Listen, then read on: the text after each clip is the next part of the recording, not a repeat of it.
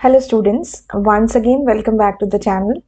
I hope you all are fine. So we are back again with the new video. And today in this video we are going to discuss the topic dictionaries from class 11 NCERT book, and this video is in continuation of the series for the preparation of the PGT Computer Science exam for the various categories and the various competitive exams. So today our topic will be Introduction to the Dictionaries, creating dictionaries, how to access the items in a dictionary, adding a new item to a dictionary, and modifying the existing item. So let us understand how to do all these things in a dictionary. And this is the part 26 video in the series of the videos. So let us start with the today's topic. The first topic is introduction. So students, first of all, we'll understand what is the meaning of a dictionary. Dictionary is a data type in Python. Dictionary Python का एक data type है, just like list, string, tuple, integer and other data types. But as compare to the other data types like list, tuple और आपके जो string है वो एक sequential data type माने जाते हैं, बिकॉज उसमें हर कैरेक्टर की अपनी एक पोजीशन होती है. बट अगर हम डिक्शनरी की बात करें तो डिक्शनरी हमारा मैपिंग डेटा टाइप के अंदर कंसीडर किया जाता है. फॉर एग्जाम्पल, आपके पास जो नॉर्मल इंग्लिश की डिक्शनरी होती है उसमें कुछ वर्ड्स होते हैं और हर वर्ड का अपना एक मीनिंग होता है. तो ऐसे ही पाइथन के अंदर जो वर्ड है उसे हम की कहेंगे और जो उसका मीनिंग है वो वैल्यू कहा जाएगा. तो वहां पे जैसे कि हर वर्ड का एक मीनिंग होता है, ऐसे ही हर की अपनी एक वैल्यू होती है. और डिक्शनरी क्या है? Mapping between the set of keys and the values. And हर की वैल्यू पेयर को हम क्या बोलते हैं स्टूडेंट्स? आइटम बोलते हैं. और की और वैल्यू के बीच में कॉलन का साइन होता है और हर की वैल्यू पेयर के बीच में कॉमा होता है.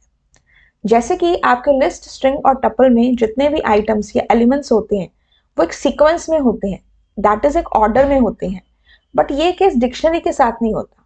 डिक्शनरी में जो एलिमेंट्स हैं, दैट इज जो की वैल्यू पेयर्स हैं, वो अनऑर्डर्ड होते हैं.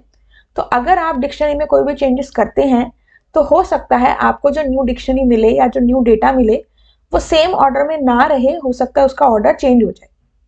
ठीक है. ऑल्दो जो हम न्यूअर वर्जन देख रहे हैं पाइथन के, उसके अंदर जो न्यू एडिशन होती है या चेंजेस होते हैं वो उसी प्लेस पे होते हैं. बट कुछ वर्जन में ऐसा भी होता है कि आपको उसका एक अनऑर्डर्ड सेट देखने को मिले. अब ये की वैल्यू पेयर्स हम किसे कह रहे हैं, इसके लिए हम चलते हैं पाइथन आईडीएल पे. जैसे कि आपके पास मान लीजिए 5 वोवल्स हैं, AEIOU. ठीक है. अब मुझे इसकी एक डिक्शनरी बनानी है. तो what I will do, I will write the name of the dictionary that is vowels. And ये हमारा स्टार्ट होता है करली ब्रेस से, एंड भी होता है करली ब्रेस से. इसके अंदर हमें की वैल्यू पेयर लिखने होते हैं. फॉर एग्जाम्पल, पहला मेरा वोवल है ए, 1 दे दिया. देन 2, ये 2 हो गया. इसके बाद हम यहाँ पे देंगे ई, ये हो गया हमारा 2. देन हमने यहाँ पे दिया I, that is R 3. Then O, that is our fourth vowel, and then we have U, that is vowel number 5. तो इस तरह से स्टूडेंट्स हमने यहाँ पे की वैल्यू पेयर्स दिए हैं. अब इसमें आप देखो, जो आपको यहाँ पे A1 दिख रहा है, इसमें से जो A है दैट इज माई की और जो 1 है दैट इज माई वैल्यू. तो ये पूरा हमारा क्या है? दैट इज अ की वैल्यू पेयर, जिसको हम एक आइटम बोलेंगे. और हर की वैल्यू पेयर के बीच में क्या लगा हुआ है? कॉलन का साइन लगा हुआ है. ठीक है. की वैल्यू, की और वैल्यू के बीच में क्या लगा हुआ है? कॉलन का साइन लगा हुआ है. और हर की वैल्यू को जो सेपरेट कर रहा है वो कौन है? That is the sign of comma. ठीक है. So this is how we have created a dictionary. अब आपको दोबारा से ये डिक्शनरी अगर चेकआउट करनी है तो आपने सिंपली इसका नाम लिखना है, and this are dictionary is created. तो क्या है dictionary? It is a data type in Python in which the elements are in the form of key value pairs separated by commas, and the dictionary starts and ends with a curly brace sign. ठीक है. तो ये हमने समझ लिया की क्या होती है, वैल्यू क्या होती है, आइटम क्या होती है. ठीक है. अब क्रिएटिंग अ डिक्शनरी में हमने ये समझा, अभी जो हमने आपके सामने एक डिक्शनरी क्रिएट की है उसमें कर्ली ब्रेसेस थे स्टार्ट और एंड में, और उसमें की वैल्यू पेयर से हर की वैल्यू पेयर के बीच में, हर की और वैल्यू के बीच में कॉलन का साइन था. जो डिक्शनरी है इसमें लिखा हुआ है कि यूनिक होनी चाहिए और इम्यूटेबल डेटा टाइप होना चाहिए. यानी कि आपकी जो डिक्शनरी है उसमें जो की है वो एक नंबर हो सकती है, स्ट्रिंग हो सकती है या टपल हो सकती है. एंड वैल्यूज को आप रिपीट कर सकते हैं बट कीज को रिपीट नहीं कर सकते, ये लिखा हुआ है. लेकिन मान लीजिए मैं यहाँ पे वोवल्स नाम के इसके अंदर, मान लीजिए मैं कोई और डिक्शनरी बनाती हूँ या वोवल्स नाम की डिक्शनरी ले लेती हूँ। Suppose I take this thing only, and यहाँ से अगर मैं ई की वैल्यू को भी ए कर दूँ,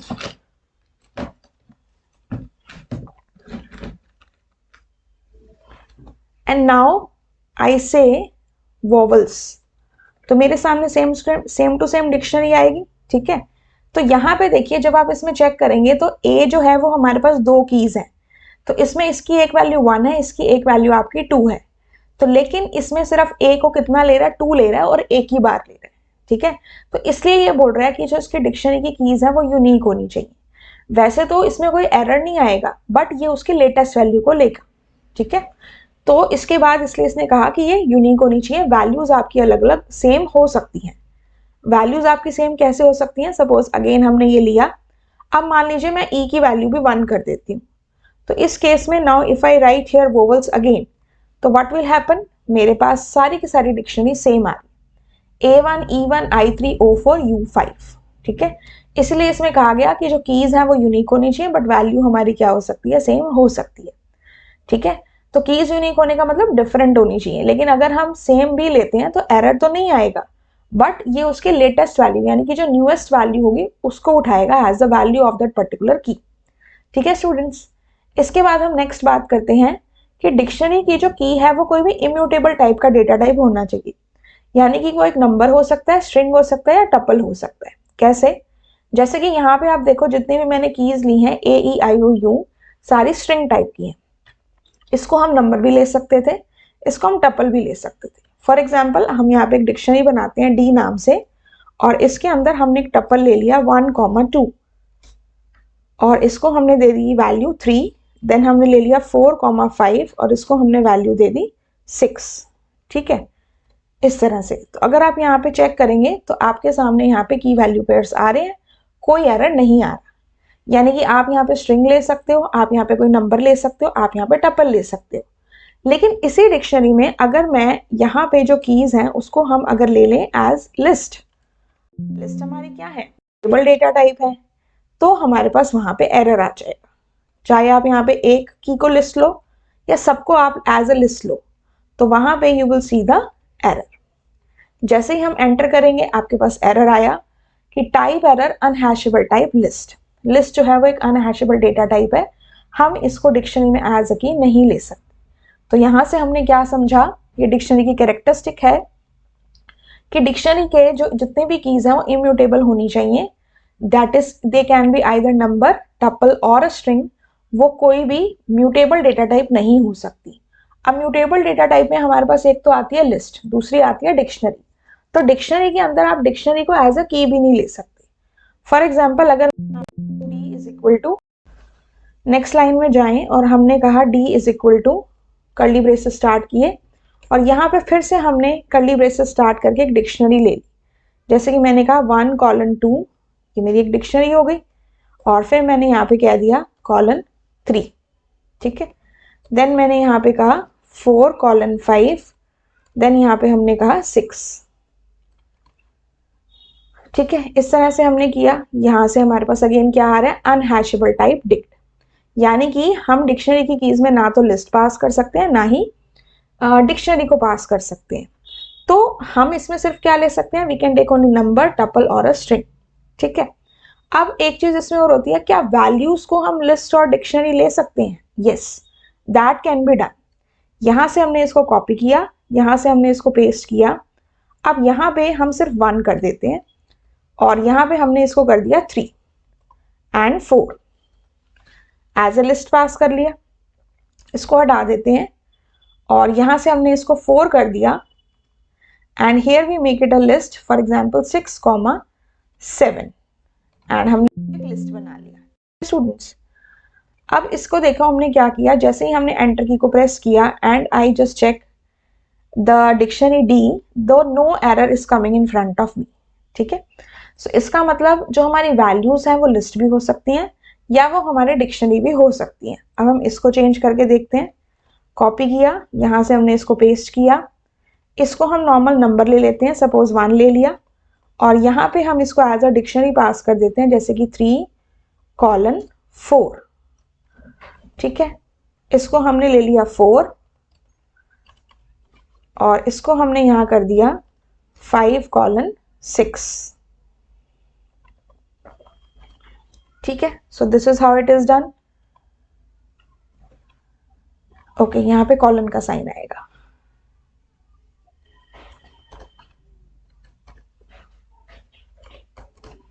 ठीक है, इस तरह से हमने इसको बनाना है। तो आप अगर यहाँ से ये चेक करोगे तो यहाँ पे भी देखो कोई एरर नहीं आ रहा है। तो यानी कि वैल्यूज आप डिक्शनरी और लिस्ट की फॉर्म में पास कर सकते हो, लेकिन आप कोई भी डिक्शनरी के अंदर लिस्ट और डिक्शनरी को एज अ की पास नहीं कर सकते, ठीक है। और डिक्शनरी में हम चेंजेस कर सकते हैं, यानी कि की वैल्यू को चेंज कर सकते हैं, इसलिए डिक्शनरीज हमारी म्यूटेबल होती हैं, ठीक है। इस कंसेप्ट को अभी हम आगे पढ़ेंगे। आई होप इतना क्लियर हो गया कि कौन से ऐसे डेटा टाइप हैं जिनको हम डिक्शनरी की पास कर सकते हैं और नहीं कर सकते। Number, tuple, string can be pass as the keys of the dictionary, लेकिन आपके जो लिस्ट और डिक्शनरी हैं वो आपके डिक्शनरी की कीज नहीं बन सकती हैं, ठीक है स्टूडेंट्स।